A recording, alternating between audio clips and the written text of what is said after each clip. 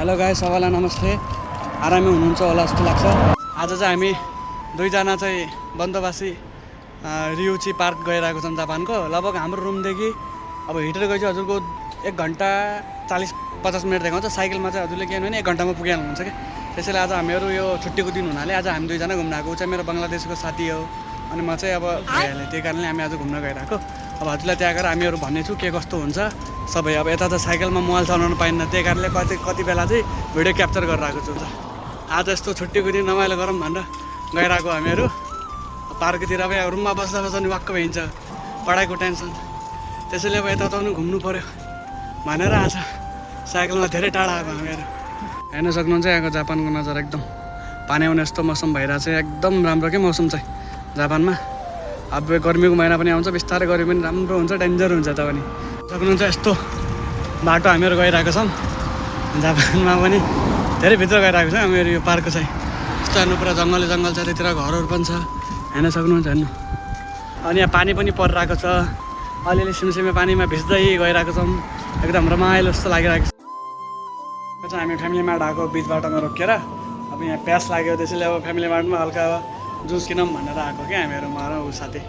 हुन्छ 130 हो। इधर सस्ता रहता है। हाँ, कॉफ़ी भी है क्या? कॉफ़ी हाँ, कॉफी तो ताका ही।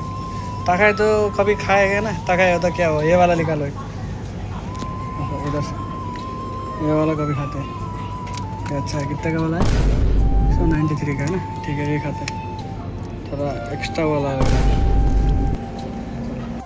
फाइनली गाइज हामीहरू आउनु लागेको यो ब्रिज हामी पुगिरहेको छौँ भन्नाले पुगिसक्यौँ भनौँ होइन।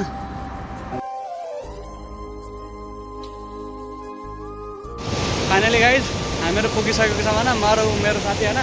इधर आके कैसा लग रहा है भाई? 1-2 घंटे का रास्ता चल के साइकिल पे आए हम, कैसा लग रहा है? बहुत ही ज़्यादा मस्त लग रहा है। बहुत मस्त है ना। व्यू देख के सब कुछ। भ्यू देख के सब अच्छा है ना। हाँ देखो भाइ, हेर्न सक्नुहुन्छ भ्यू चाहिँ एकदम राम्रो छ होइन। अब हजुरहरूले पनि यो चाहिँ रहेको यो माइबासी सिटीमा हो।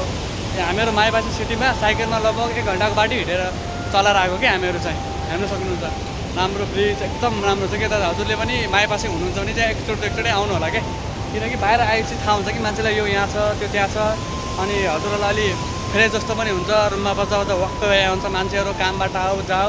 अब छुट्टीको दिन चाहिँ घुम्नुपर्छ कि जे भयो भने, माइन्ड फ्रेस हुन्छ। अहिले आफ्नो साथीहरूसँग चाहिँ मेरो साथ चाहिँ ऊ बङ्गलादेश छ, नेपाली साथीहरू हुन्छ नि, उनीहरू चाहिँ काममा गएको हुनाले अलिक बिजी भएको कारणले चाहिँ म र ऊ बङ्गलादेश साथी चाहिँ आएको।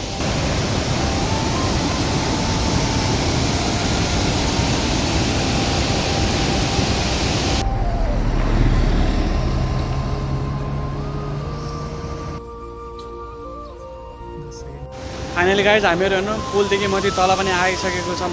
यो चाहिँ हाम्रो फर्स्ट हो यहाँ जापानमा आएर घुम्न लागेको होइन। हेर्न सक्ने यहाँको भ्यू चाहिँ एकदम राम्रो छ क्या। यस्तो यहाँ आएर के लाग्छ कि मलाई आफ्नो नेपालको याद आयो। एकदम राम्रो ठाउँ हेर्नु न, एकदम पिसफुल, कोही छैन क्या मान्छे। मौसम पनि हेर्नु एकदम राम्रो छ। आज चाहिँ एकदम पानी परिरहेको जस्तो मौसम। म र मेरो साथी आएको छौँ होइन। भाइ इधर नीचे आके कैसा लग रहा है? इधर नीचे आके तो और भी ज़्यादा अच्छा लग रहा है। और भी अच्छा लग रहा है ना। व्यू एकदम अच्छा है, पानी भी एकदम मस्त, एकदम क्लिन है होइन। मस्तै है। हजुर पनि आउनु होला होइन, जो गुन्माकेनमा हुनुहुन्छ। अब हामीहरू आज यहाँ गएको छौँ, अर्को दिन अझ अरू ठाउँ जाउँला। अब हजुरहरूलाई त्यो देखाउँदै गरौँला, हेर्दै गर्नु होला, सपोर्ट गर्दै गर्नु होला। यो चाहिँ मेरो फर्स्ट युट्युब च्यानल हो होइन। मेरो फर्स्ट भिडियो र मेरो युट्युब च्यानललाई एकदम सपोर्ट गर्नु होला। हजुरले एकदम माया देखाउनु होला होइन। हस्, धन्यवाद सबै मेरो फ्यामिलीहरूलाई।